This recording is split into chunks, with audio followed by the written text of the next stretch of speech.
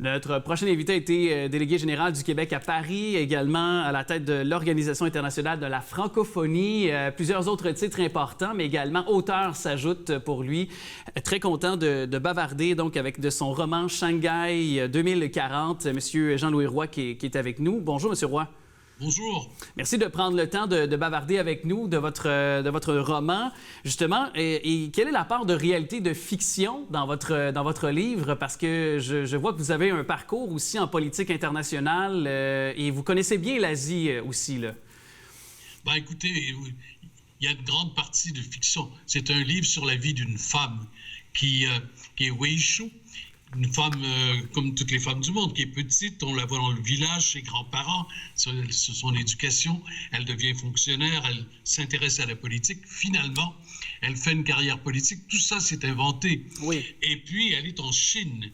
Donc, le cadre politique dans lequel elle va exercer, va devenir présidente même de la Chine, ce n'est pas rien. Ça, ce n'est pas inventé. La Chine est la Chine, il y a 26 grandes provinces, il y a 1,3 milliard d'habitants, il y a le Parti communiste, il y a le plus grand pays, le plus pauvre du monde, qui en 35 ans est devenu le compétiteur des États-Unis d'Amérique. Un immense changement, un immense succès. Oui.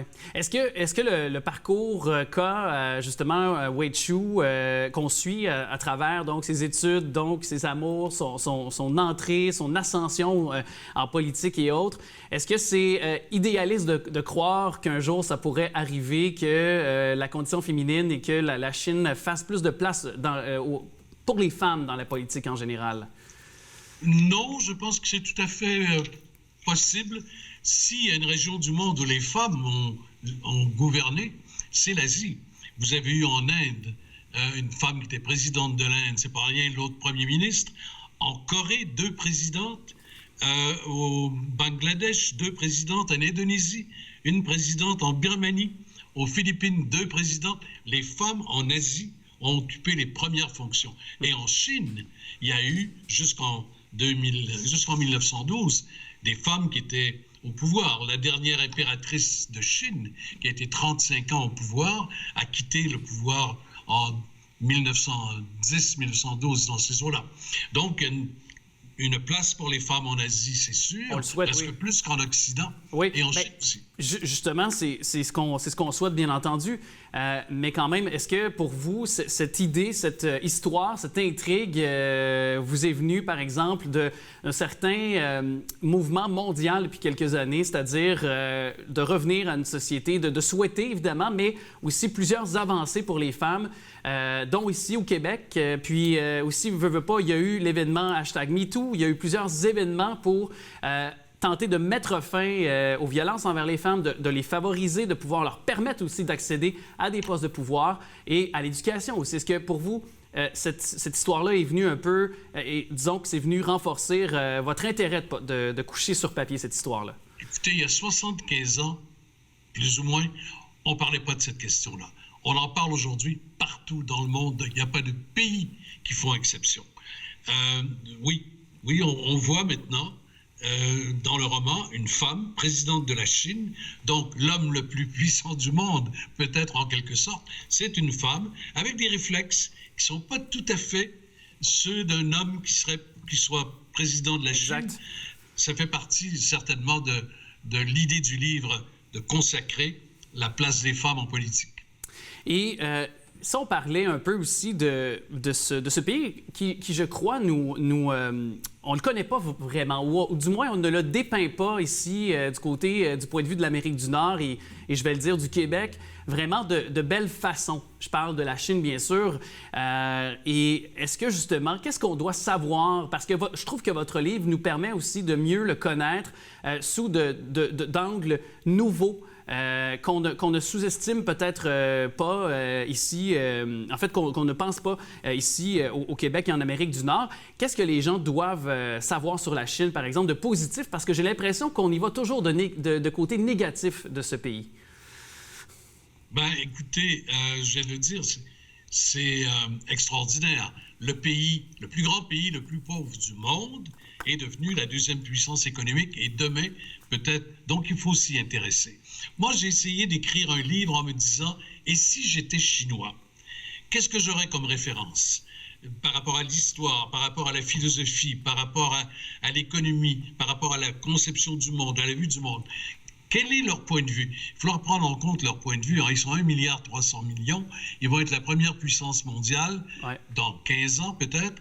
Alors, il faut les connaître mieux. Et tant mieux, je suis content de ce que vous dites, tant mieux si le livre permet de connaître un peu plus leurs habitudes, leurs coutumes, la façon dont ils célèbrent des anniversaires, des décès, des fêtes, etc., la façon dont ils voient le reste du monde, la façon dont ils se voient eux-mêmes.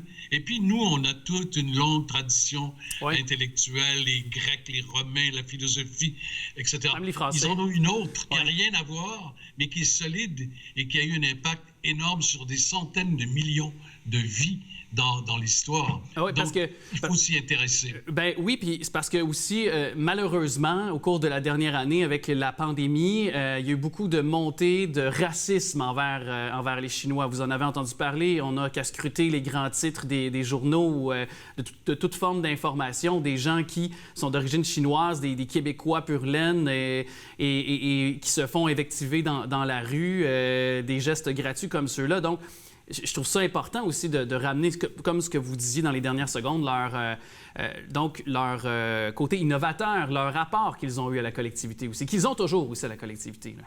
Absolument. Et que ce soit dans le commerce, que ce soit dans la culture, que ce soit dans la science, on va se trouver devant eux. Ils sont au premier poste un peu partout maintenant, dans ces différents domaines-là, aussi bien savoir à quoi ils pensent, comment ils pensent, qu'est-ce qu'ils rêvent, quels sont leurs rêves. Nous, on a des rêves. Au Québec, on a des rêves de tout le monde parle français.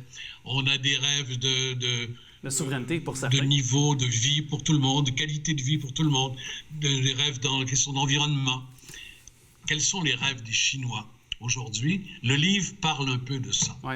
Et je trouve ça très intéressant. Évidemment, la réponse, ce sera aux gens de la trouver. Et souhaitons que ce soit avant 2040 qu'on puisse, qu'on puisse avoir une femme à la tête de la Chine et qu'effectivement, qu'on ait une meilleure compréhension. Donc, peut-être un peu grâce à votre livre, vous faites œuvre utile. Je ne sais pas si c'était un but, mais moi, j'y reviens avec ça parce que j'ai trouvé que c'était une excellente occasion de pouvoir en connaître davantage sur la Chine. Monsieur Jean-Louis Roy, merci beaucoup de nous avoir parlé. Évidemment, j'invite les gens à découvrir votre livre, Shanghai 2040, et on se dit à très bientôt, pourquoi pas, sur une suite ou un autre livre. Merci beaucoup. Ça m'a fait grand plaisir d'être avec vous. Merci.